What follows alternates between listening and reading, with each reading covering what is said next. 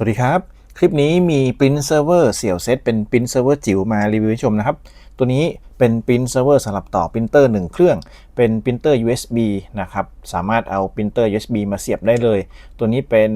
จ่ายไฟ USB-C นะครับแล้วก็ตัวนี้เป็นสาย LAN เพียงแค่เอาสาย LAN มาเสียบตรงนี้หรือให้ตัวนี้เชื่อม Wi-Fi ก็ได้นะครับแล้วเราจะสามารถสั่งงานผ่านมือถือมาออกปรินเตอร์เราปรินเตอร์ที่ต่อกับอุปกรณ์ตัวนี้จะกลายเป็นปริ้นเครือข่ายนะครับจะเห็นผ่านคอมพิวเตอร์เห็นผ่านมือถือใช้งานได้สะดวกเลยผมเคยรีวิวอีกตัวหนึ่งไปแล้วนะครับจะเป็นปริ้นตัวนั้นจะใหญ่กว่านี้นิดนึงแต่ตัวนี้เขาทำมาให้เล็กลงนะครับมาพร้อมกับอะแดปเตอร์ซึ่งอะแดปเตอร์ตัวนี้จะเป็นอะแดปเตอร์ทั่วไปเสียบไฟบ้านนะครับจ่ายไฟเอาต์พุตออกที่5โวลต์1แอมป์นะครับก็เป็นอะแดปเตอร์มาตรฐานทั่วไปนะครับมีสาย USB-A to USB-C มาให้ด้วยเอาไว้เสียบกับพอร์ตตัวนี้นะครับแล้วก็มีสาย LAN มาให้สาย LAN เป็นสาย LAN แบนนะครับความยาวอยู่ที่ประมาณ1เมตรเพื่อที่จะเชื่อมต่อกับเราเตอร์บ้านนะครับ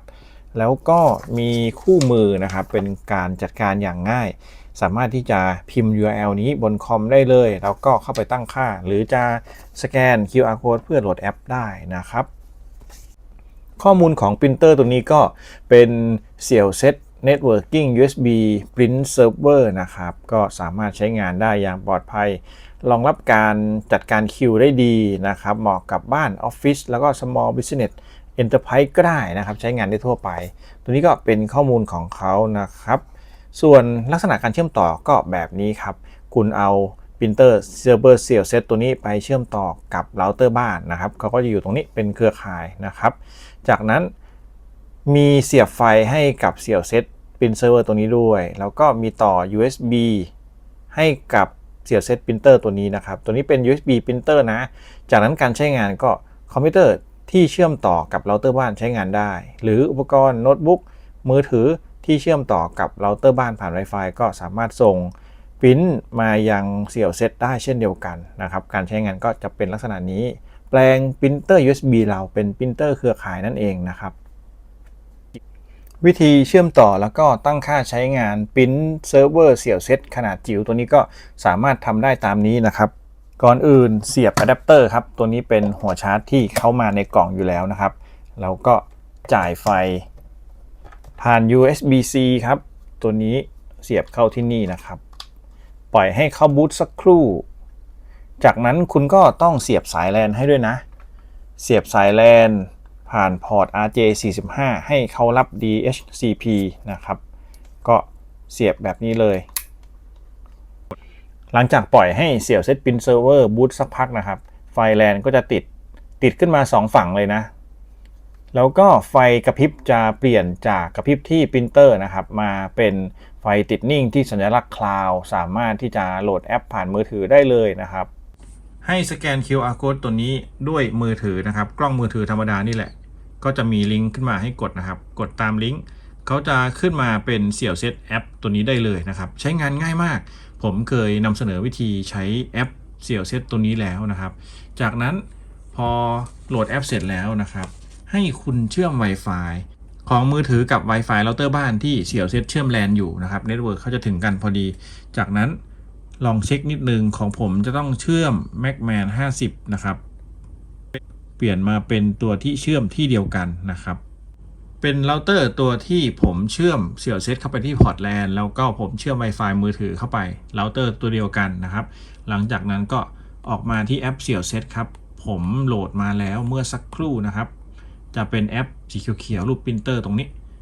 พอเชื่อมต่อ Wi-Fi ตัวเดียวกันก็คลิกเพื่อที่จะสแกนครับก่อนอื่นต้องล็อกอินใช้งานก่อนนะล็อกอินด้วยเบอร์มือถือของคุณนะครับจากนั้นให้เลือกเบอร์ทางไกลของประเทศไทยครับคอนเฟิร์มนะครับเปลี่ยนเป็น66แล้วจากนั้นก็ใส่เบอร์โทรของคุณครับตอนนี้ผมล็อกอินเข้า Account ได้แล้วนะครับหลังจากที่ใส่เบอร์โทรเข้าไปแล้วก็ Verify Code หลังจากนั้นก็เข้าสู่กระบวนการนิดหน่อยนะครับจะเข้ามา Account ที่ผมเคยสมัครไว้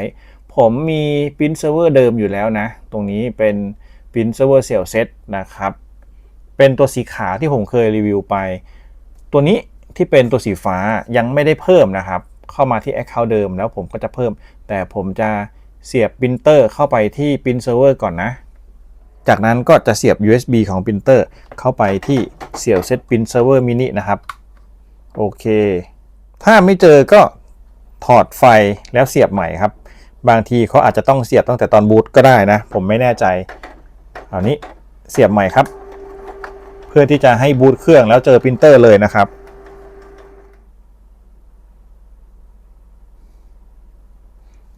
สังเกตไฟปรินเตอร์จะติดเขียวนิ่งครับแสดงว่าเจอปรินเตอร์แล้วนะครับตัวนี้เป็น Canon Inkjet IP2770 รุ่นเก่าที่ผมใช้อยู่นะ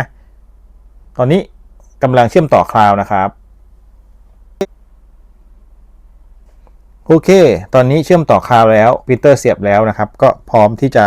สแกนผมเอามือถือขึ้นมามือถือเชื่อมต่อ Wi-Fi ตัวเดียวกันกับเสี่ยวเซต Print Server นะครับคิดว่าน่าจะเจอกันแล้วนะครับผมก็จะเพิ่มอุปกรณ์นะครับตัวนี้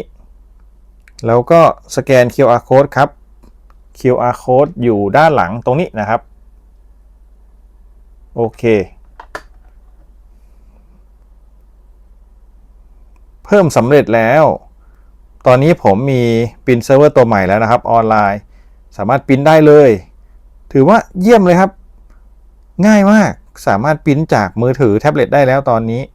ผมจะลองปรินท์เอกสาร1แผ่นนะครับเป็นรูปเพื่อที่จะให้ระบายนะครับ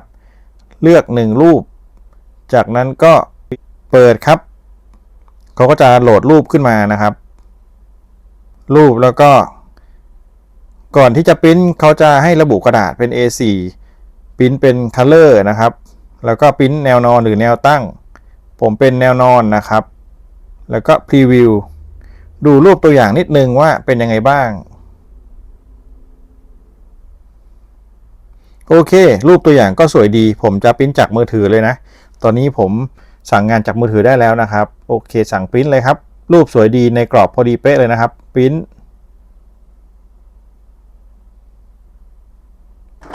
โอเคมาแล้วครับเมื่อสักครู่เขาบอกว่าขนาดรูปประมาณ3 เมก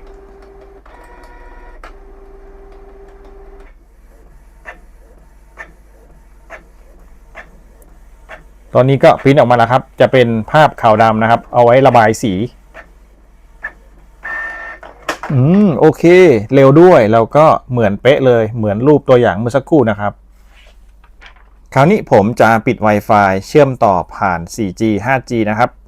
สังเกตดูนะตอนนี้ 5G ผมก็จะเปิดแอปกลับมาปริ้นจากนอกบ้านนะครับมาดูกันว่าเขาจะปริ้นได้หรือเปล่านะครับผมจะปริ้นเอกสารตัวหนึ่งที่เป็นตารางนะครับลองปริ้นทดสอบดูตอนนี้ก็เป็น 5G นะครับโอเคเป็นตารางนะครับขอเปลี่ยนเป็นแนวตั้งดีกว่านะครับ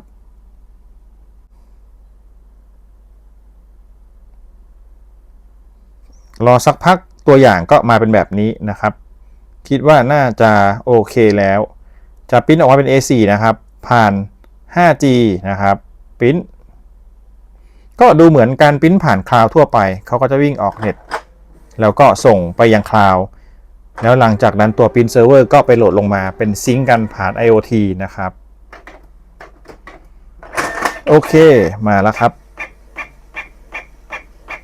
ปริ้นตารางเร็วมากนะครับสามารถปริ้นได้ทั้งจากในบ้านและนอกบ้านนะครับเป็นปริ้นผ่านมือถือนะถือว่าค่อนข้างดีสะดวกมากๆนะครับก็เป็นปรินเตอร์จิ๋วอีกตัวหนึ่งที่ใช้งานได้ง่ายดีครับเชื่อมต่อเน็ตเวิร์กผ่านสาย LAN ตรงนี้ก็สามารถใช้งานได้แล้วนะครับซึ่งก็จะสามารถปริ้นได้จากมือถือแท็บเล็ตทั้งในบ้านแล้วก็นอกบ้านตามที่ผมทดสอบให้ดูนะครับตัวนี้ก็ใช้งานง่ายดีสามารถเชื่อมต่อกับปรินเตอร์ได้เลยโดยที่ไม่กินพื้นที่นะครับก็เอามารีวิวให้ชมประมาณนี้สามารถที่จะกดเข้าไปดูข้อมูลแล้วก็ดูคอมเมนต์รวมทั้งสั่งสินค้าได้เลยตามลิงก์ใต้คลิปนะครับ